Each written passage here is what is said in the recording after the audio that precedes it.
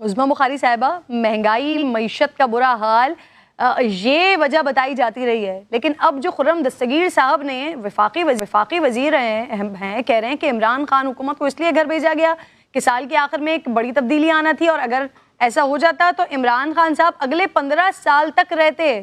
تو یہ بڑے سنگین نوعیت کے الزامات لگا دیے انہوں نے. دیکھیے، اس کو میرا خیال ہے کہ تھوڑا سا ہمیں دیکھنے کی ضرورت ہے کہ انہوں نے کہا کیا. عمران خان کو یقیناً اس کی نالائکی اور نااہلی کی وجہ سے ہی نکالا گیا، اس میں کوئی دوسری رائے نہیں ہے. لیکن انہوں نے یہ بتایا یہ کہ عمران خان کا پلان کیا تھا. عمران خان کا پلان یہ تھا، اور وہ اپنے انٹرویو میں بھی کہہ چکے ہیں کہ وہ ایک اسپیسیفک شخصیت جو ہے وہ انہی کے ساتھ اٹیچ تھے اور وہ انہی کو رکھنا چاہتے تھے. اور جو ہے اس کے بعد ان کا پورا پروگرام موجود تھا جس کا برملا وہ اظہار بھی کیا کرتے تھے، میں ان سب کو جیلوں میں ڈال دوں گا، میں جو ہے وہ ان کو شیخ رشید صاحب آن ریکارڈ ہے، یہ سب جیلوں میں جائیں گے، اب الیکشن لڑنے والا کوئی نہیں ہوگا اگلے الیکشن کے بعد.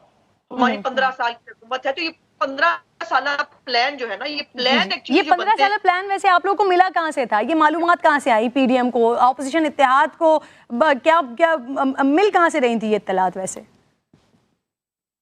اطلاعات مل جاتی ہیں، ہم بھی اسی ملک میں رہتے ہیں نا، اور کئی دفعہ اطلاعات بالواسطہ اور کئی دفعہ بلا واسطہ جو ہے وہ پتہ چل جاتی ہیں. یہ امپورٹنٹ نہیں ہے، امپورٹنٹ یہ ہے کہ جو عمران خان کا دوبارہ سے پروگرام تھا چوری کرنے کا الیکشن، اور یہ بھی سنا ہے عظمیٰ یعنی پوری پارٹی بشمول پی ڈی ایم اس بات پر کنونس تھی کہ عمران خان صاحب 15 سالہ ایک پلان بنا رہے ہیں.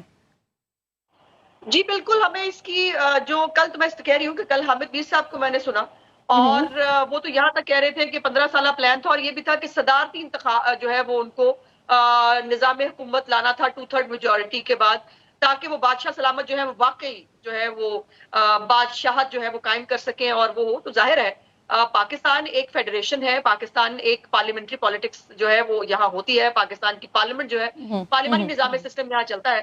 تو عمران خان کی مرضی کا نظام اور پاکستان کے اوپر کتنے تجربات کرنے تھے عمران خان نے.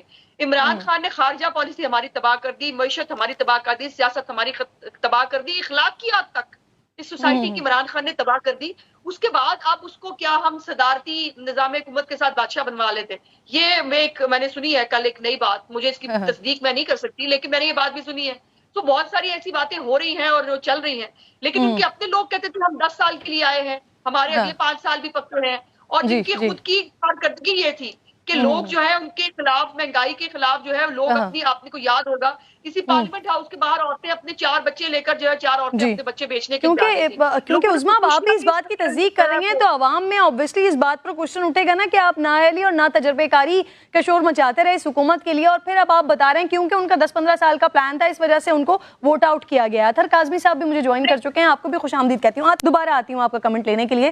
اطہر آپ بھی سن چکے ہیں obviously کل سے ٹویٹر پر مسلسل چل رہا ہے، خرم دستگیر صاحب کہہ رہے ہیں عمران خان کی حکومت کو اپوزیشن کے کیسز اور سال کے آخر میں کوئی بڑی تبدیلی کی وجہ سے نکالا گیا ہے، ورنہ وہ 15 سال اقتدار میں رہتے. ممکن کیسے تھا یہ؟ اب تو کئی بار خان صاحب سے مل چکے ہیں، اس طرح کے کسی فارمولے کی اطلاع ہے آپ کے پاس؟ نہیں، میرے پاس تو اطلاع تو نہیں ہے ٹو بی آنیسٹ، پر یہ بڑا سنگین الزام ہے، اس لیے کہ ابھی عظمیٰ صاحبہ نے بھی کہا کہ اس طرح کا پلان تھا. تو جس شخص کے اوپر یہ الزام لگا رہے ہیں وہ تو ابھی بھی پاک فوج کے سرونگ جنرل ہیں.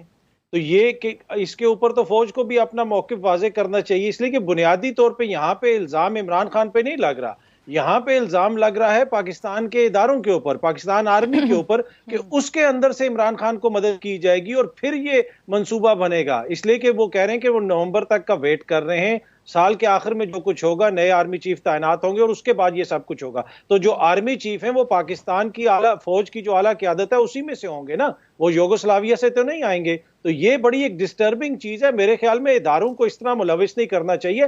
آپ لوگوں نے اقتدار سنبھالا تھا اپنے کرپشن کے مقدمے ختم کرنے کے لیے، وہ آپ نے NRO خود کو دے دیا ہے، نیب کے قوانین میں ترمیم کر دیا ہے. آپ کو مسئلہ یہ تھا کہ آگے جا کے سزائیں ہونی تھی اور نااہل ہونا تھا اپنی کرپشن کی وجہ سے، نہ کہ کسی ادارے کی وجہ سے، نہ کسی اور سیاستدان کی وجہ سے. ادارے نہ سیاست میں ملوث ہوتے ہیں، نہ امید ہمیں کہ وہ کبھی ملوث ہوں گے. تو یہ ان کی کوشش ہوتی ہے کہ جدھر یہ مشکل میں پھنستے ہیں یہ اداروں کے اوپر الزامات لگانا شروع کر دیتے ہیں. ابھی سینٹ کے اندر کھڑے ہو کے اس دن یوسف رضا گیلانی صاحب کہہ رہے تھے کہ جی پرویز مشرف کے جانے کا فیصلہ اور آنے کا فیصلہ نہ ہم کر سکتے ہیں، نہ ہم نے کبھی ماضی میں کیا. تو ایسی بات پہ بحث ہی نہ کی جائے.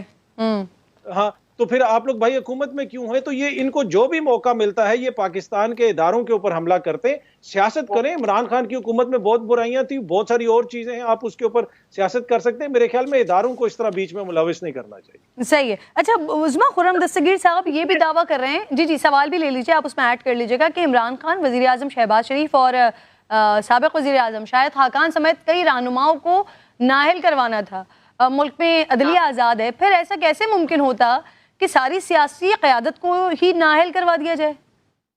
देखिए, प्लान तो उनका यही था, लेकिन कि हमारे खिलाफ जितने भी ये केसेस अभी तक अदालतों में लेके गए, हमें रिलीफ अदालतों से ही मिला।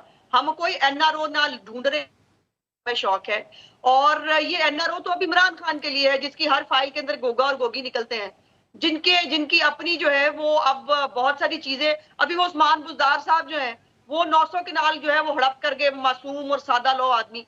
और दूसरी बात ये, कदर काज़मी साहब को मेरी गुजारिश है, खामखा वो जो है वो पीटीआई के नैरेटिव लेके खामखा एक वो कंट्रोवर्सीज में आ जाते हैं। हम इदारों को बीच में लेके आ रहे हैं। आप इदारों को पीटीआई इस्तेमाल करती रही है कदर काज़मी साहब, पहले सियासत में आने के लिए, फिर हुकूमत में आने के लिए, फिर हुकूमत चलाने के लिए, और फिर हुकूमत बचाने के लिए। और जब वो नहीं हुआ तो क्या क्या नहीं कहा गया, उन्हें जानवर नहीं कहा गया, उनको पाकिस्तान के 3 टुकड़े करने की बात की, पाकिस्तान का एटॉमिक प्रोग्राम जो है उसको रोल बैक करने की बात की, जिसके ऊपर फौज को 10 दफा अमेरिकी साजिश के ऊपर कह चुके हैं, ये झूठ बोलते हैं। उनको फिर जो वो नहीं होता, वो नदीम रजा साहब को जो है वो आके कहना पड़ा कि पाकिस्तान की एटॉमिक जो प्रोग्राम है उसके बारे में गैर जरूरी गुफ्तगू ना करे। आप तो गालियां देने पे उतरे हैं पीटीआई वाले, जिनको आप डिफेंड कर रहे हैं। हमें कोई शौक नहीं, हम कह रहे थे इदारे अपनी डोमेन में रहे, अल्लाह अल्लाह करके वो हुआ है तो वो ही रहना चाहिए। और ये जो है कि मैं अपनी मर्जी का एक बंदा लगाऊंगा और मैं अपनी मर्जी के उससे फायदे लूंगा, इसको कहते हैं सियासत के लिए इस्तेमाल करना काज़मी साहब। इसको कहते हैं इदारे को सियासत के लिए इस्तेमाल करना, कि एक शख्स जो है वो अपनी मर्जी की अपॉइंटमेंट करके अपनी मर्जी की सियासत और अपने लिए फायदा लेने की कोशिश करे। बिल्कुल, उस्मा आप सही कह रही है, लेकिन अतर काज़मी साहब क्योंकि एक एनालिस्ट हैं और अपना नजरिया एक रखते हैं, अपने हिसाब से तज्जिया करते हैं, बिल्कुल ठीक है।